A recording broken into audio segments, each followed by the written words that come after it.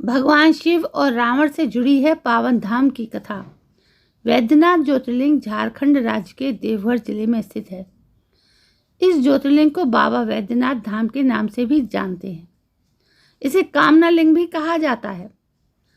सुने वैद्यनाथ ज्योतिर्लिंग की कहानी और इतिहास। भगवान शिव के विश्व प्रसिद्ध 12 ज्योतिर्लिंगों में से वैद्यनाथ ज्योतिर्लिंग 9वां ज्योतिर्लिंग है। सावन माह में बाबा वैद्यनाथ का आशीर्वाद पाने के लिए लाखों कांवड़िए जल चढ़ाने आते हैं। वैद्यनाथ भूमि को चिता भूमि और यहाँ के ज्योतिर्लिंग को कामना लिंग भी कहते हैं। यानी यहाँ दर्शन व पूजा अर्चना करने से भक्तों की विशेष मनोकामनाएं पूरी होती हैं। वैद्यनाथ ज्योतिर्लिंग की कहानी लंकापति रावण से जुड़ी है। सुने वैद्यनाथ ज्योतिर्लिंग से जुड़ी रोचक कथा। कथा के अनुसार एक बार रावण के मन में इच्छा हुई कि वो अपनी लंका में भगवान शिव को स्थापित करे। भगवान शिव को प्रसन्न करने के लिए रावण ने घोर तपस्या की।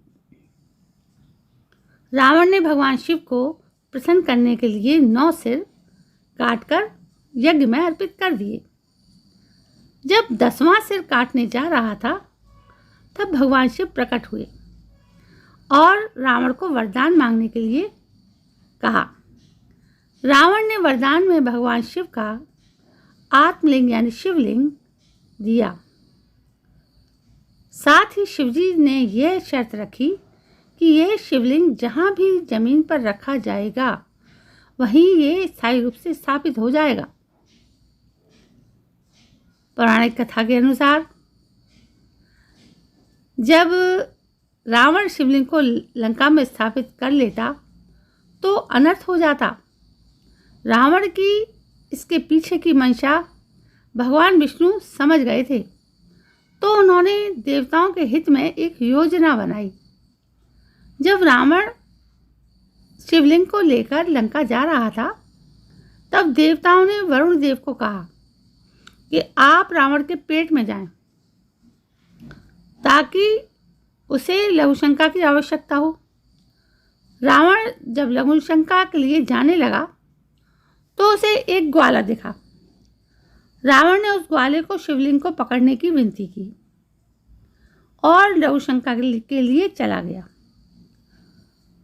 ग्वाले ने शिवलिंग थोड़ी देर तक तो पकड़े रखा, लेकिन अधिक भार होने के कारण उसने शिवलिंग को जमीन पर रख दिया। अब जमीन पर रखने से उस शिवलिंग की वहीं पर स्थापना हो गई। रावण जब वापस लौटा तो देखा कि शिवलिंग तो स्थापित हो चुका है। रावण की लाख कोशिशों के बाद भी शिवलिंग जमीन से हिला तक नहीं। क्रोध में रावण ने शिवलिंग को जमीन में दबाने की कोशिश की, जिससे लिंग का कुछ हिस्सा जमीन में धंस गया।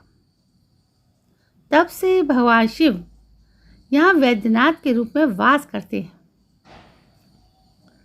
पौराणिक कथाओं के अनुसार रावण के कटे हुए सिरों की पीड़ा को ठीक करने के लिए भगवान शिव वैद्य यानी चिकित्सक के रूप में प्रकट हुए थे।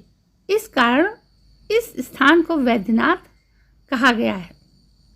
तो दोस्तों, ये थी एक छोटी सी रावण से संबंधित कहानी, वैद्यनाथ ज्योतिर्लिंग की कहानी के साथ, जिसका बहुत बड़ा जुड़ाव है, इसका महत्व है।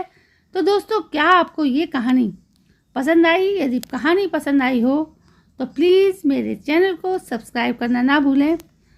और इस कहानी के बाबत आप हमें कमेंट भी कर सकते हैं, लाइक भी कर सकते हैं, शेयर भी कर सकते हैं। तो कल मैं फिर हाजिर होती हूँ। तब तक के लिए जय हिंद, वंदे मातरम।